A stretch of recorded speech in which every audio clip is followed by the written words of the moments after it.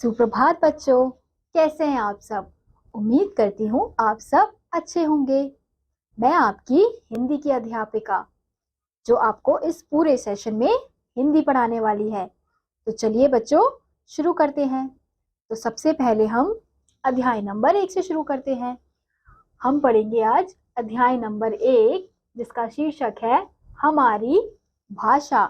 अब इस अध्याय में हम जानेंगे कई आवाजों में कौन सी आवाज भाषा है और भाषा के रूप। बच्चों, इस दृश्य में कुछ आवाजें बताई जा रही हैं, जैसे बादलों की गड़गड़ाहट, मोर की टेहू टेहू, हवा की सरसराहट तथा बूंदों का टपकना।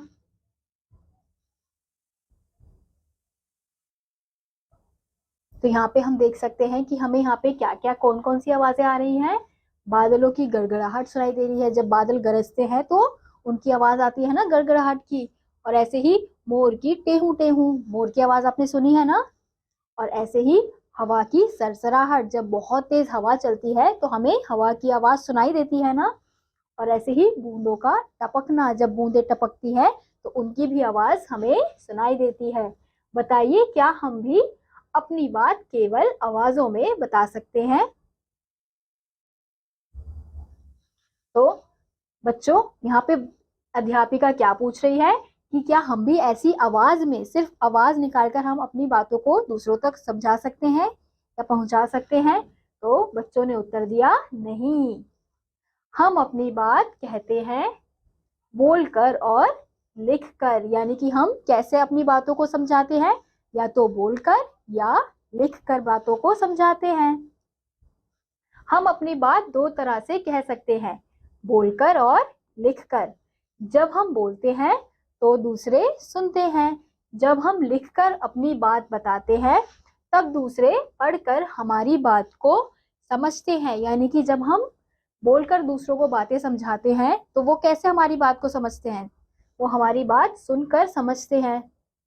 ऐसे ही अगर हम लिखकर अपनी बात को समझाते हैं तो कैसे समझते हैं?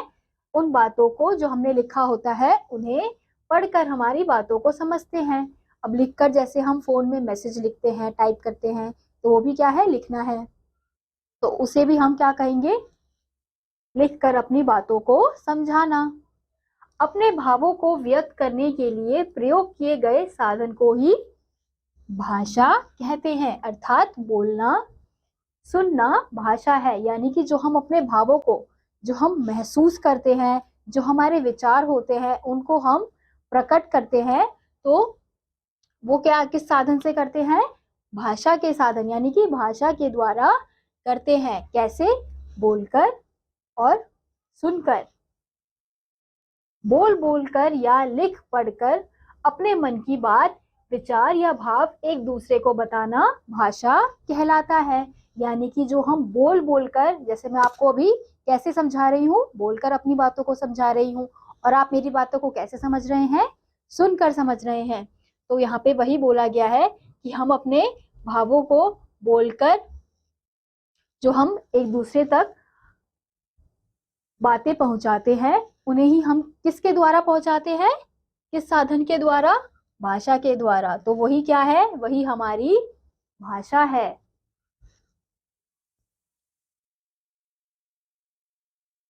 अब हम देखेंगे भाषा के रूप। भाषा के दो रूप होते हैं, कौन कौन से? मौखिक और लिखित। अब मौखिक भाषा क्या होती है? सुनना और बोला, सुना और बोला जाने वाला रूप।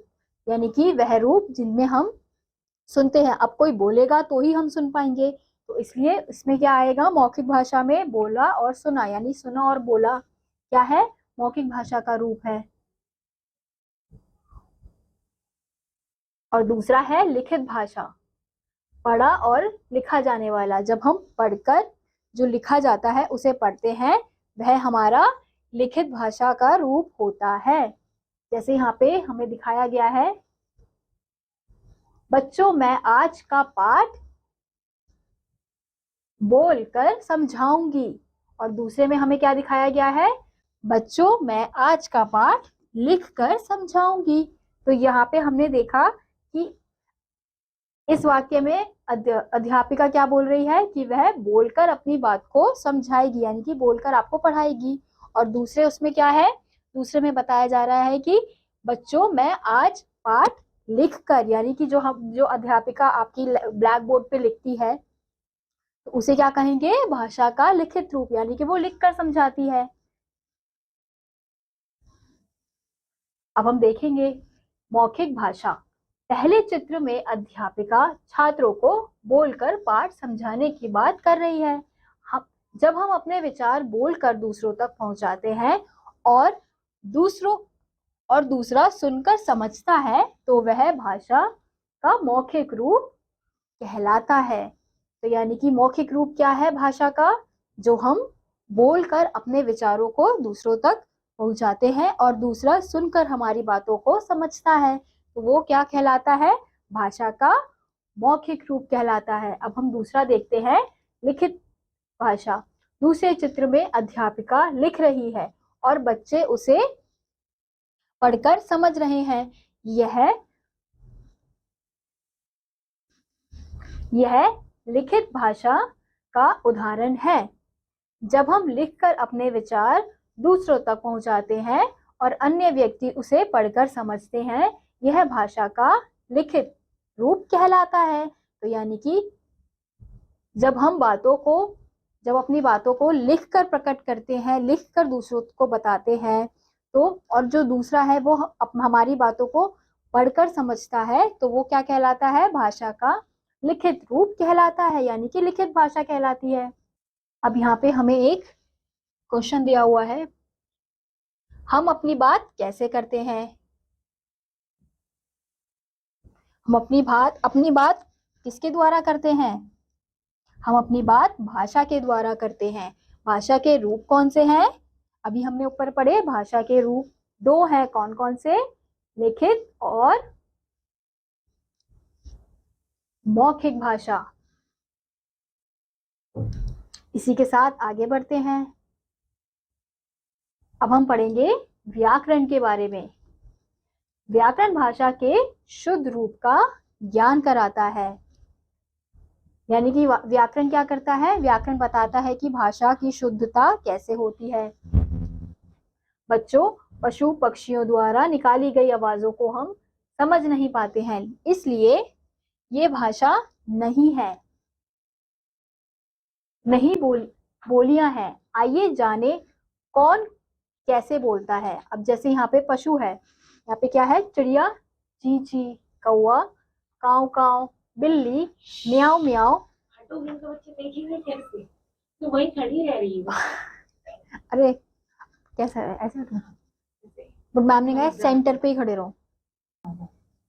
तो बच्चों जैसे हमें यहाँ दिया गया है, चिड़िया कैसे बोलती है, ची ची, कौवा कैसे बोलता है, काव काव, बिल्ली कैसे बोलती है, म्याऊ म्याऊ, कुत्ता कैसे बोलता है, भौ भौ, और तोता कैसे बोलता है, टे टे, और कोयल कैसे बोलती है, कू कू। तो ये हमें यहाँ पे कुछ आवाजें दी हुई थी पशु पक्षियों की, जिन्हें हम क्या कहते हैं, जिन्हें हम बोलियां कहते हैं। क्यों, क्योंकि ये भाषा, ये जो आवाज है, ये जो ध्वनि है, हमें समझ नहीं आती, तो इसलिए ये क्या है, ये बोलियां हैं। ये जो आवाज है, यह सिर्फ यही लोग समझ सकते हैं, इनके द्वारा ही समझा जा सकता है। हमें तो नहीं समझ आता कि चिड़िया ची ची करके क्या बोलना चाहती है या कुत्ता भौं भौं करके क्या बोलना चाहता है। तो ये भाषाएं, ये पशु पक्षी आपस में ही समझ सकते हैं, तो इसलिए इन्हें बोलियां कहते हैं। तो हमने देखा कि भाषा, व्याकरण और बोलियां क्या क्या है। भाषा क्या है, वह साधन जिसके द्वारा हम अपनी बातों को, अपने विचारों को दूसरों तक पहुंचाते हैं, चाहे वो लिखकर हो या बोलकर। और भाषा के रूप कौन से हैं, लिखित और मौखिक। इसी के साथ हमने देखा कि व्याकरण क्या है, व्याकरण के द्वारा ही भाषा के शुद्ध रूप का ज्ञान होता है, यानी कि व्याकरण ही हमें बताता है कि भाषा का शुद्ध रूप क्या है। अगर व्याकरण नहीं होता तो हमें पता ही नहीं चलता कि भाषा का शुद्ध रूप। अब हम बोलने को तो कैसे भी बोल सकते हैं, लेकिन किस भाषा को किस प्रकार से बोलना है, तो ये हमें कौन सिखाता है, ये हमें व्याकरण सिखाता है। और बोलियां क्या होती है? जो पशु पक्षी द्वारा निकाली गई आवाज होती है, उन्हीं को हम क्या कहते हैं? बोलियां कहते हैं। क्यों? क्योंकि ये आवाजें समझी नहीं जा सकती, हमारे द्वारा नहीं समझी जा सकती। तो बच्चों आओ दोहराइए। भाषा विचारों या भावों के आदान प्रदान का माध्यम है, यानी कि साधन है। भाषा के दो रूप होते हैं, कौन कौन से? मौखिक और लिखित। जो बात हम बोलकर दूसरों तक पहुंचाते हैं उसे मौखिक भाषा कहते हैं। जो बात हम लिखकर दूसरों तक पहुंचाते जो बात हम बोलकर दूसरों तक पहुंचाते हैं उसे कहते हैं मौखिक भाषा। जो बात हम लिखकर दूसरों तक पहुंचाते हैं उसे कहते हैं लिखित भाषा। व्याकरण भाषा के शुद्ध रूप का ज्ञान कराता है। तो बच्चों, इसी के साथ आज का ये अध्याय यहीं समाप्त होता है। उम्मीद करती हूँ आपको ये अध्याय समझ आया होगा। मैं आपसे मिलूंगी अगली वीडियो में। तब तक के लिए नमस्कार।